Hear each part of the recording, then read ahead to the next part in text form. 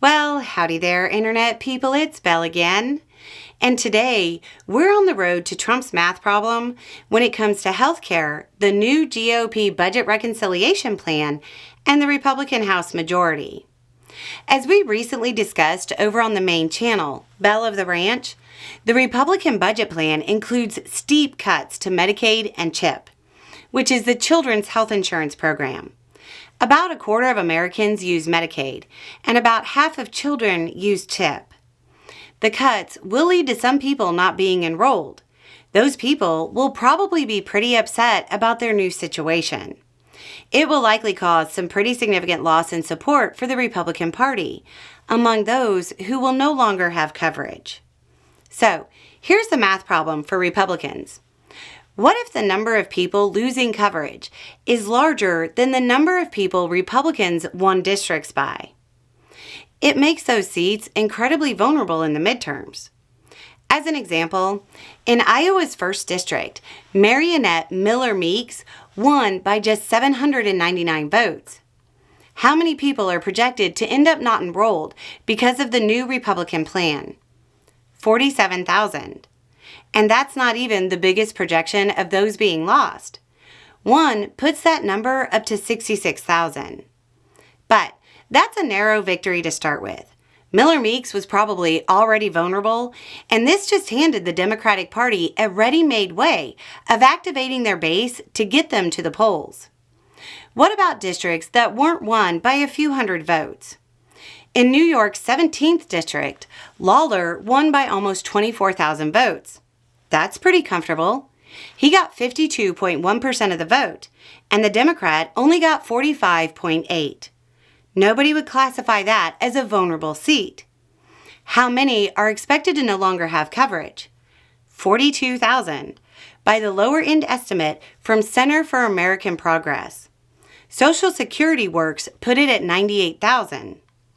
How many districts are there like this? More than you might think.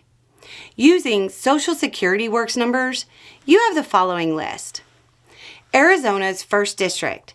The Republican won by 16,572, while 78,000 are projected to no longer be enrolled. Arizona's 6th won by almost 11,000. Looks like 105,000 to not be enrolled anymore. In Colorado's 8th District, Evans won by about 2,500, 73,000 to be unenrolled. Michigan's 7th, Barrett won by more than 16,000. There's 63,000 set to lose out. Nebraska's 2nd, Bacon got the win by almost 6,000.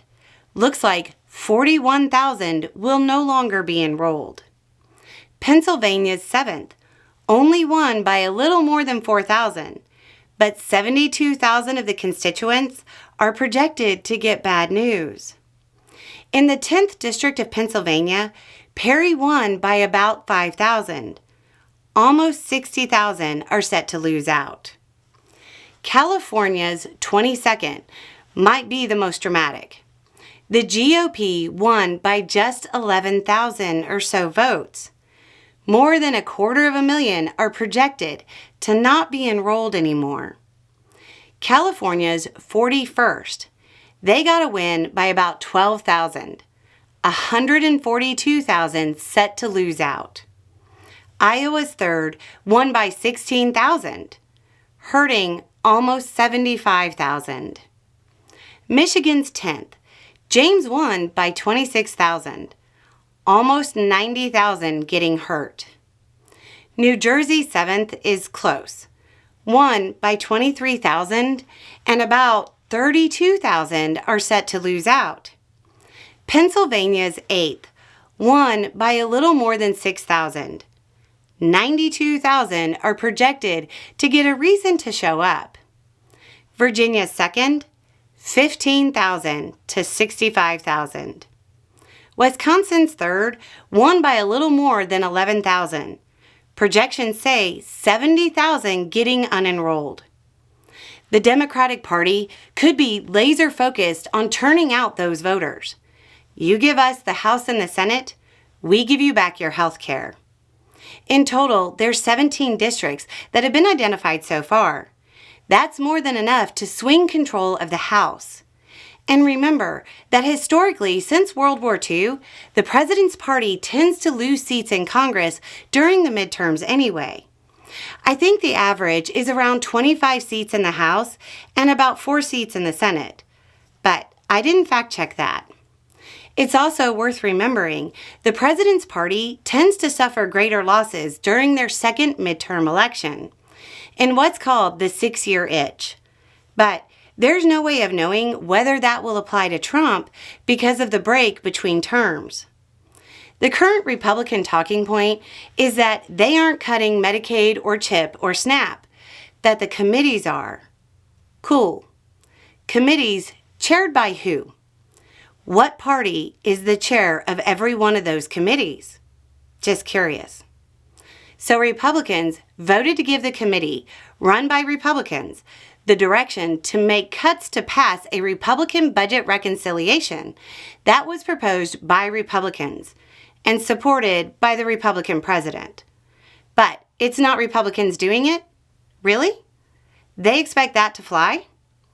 I'm also wondering if maybe some of them need to watch the explainer on budget reconciliations, because I'm starting to think some of them legitimately don't know that the process isn't over. There might be people in Congress who don't know that once the committee makes their cuts, it goes back to the floor. You're going to have to vote on it again. And next time, the cuts are going to be spelled out pretty clearly. The Republican Party handed the Democrats a massive tool here if they capitalize on it. The amount of people impacted by these cuts will be enormous. So, there you go. A little more information, a little more context, and having the right information will make all the difference. Y'all have a good day.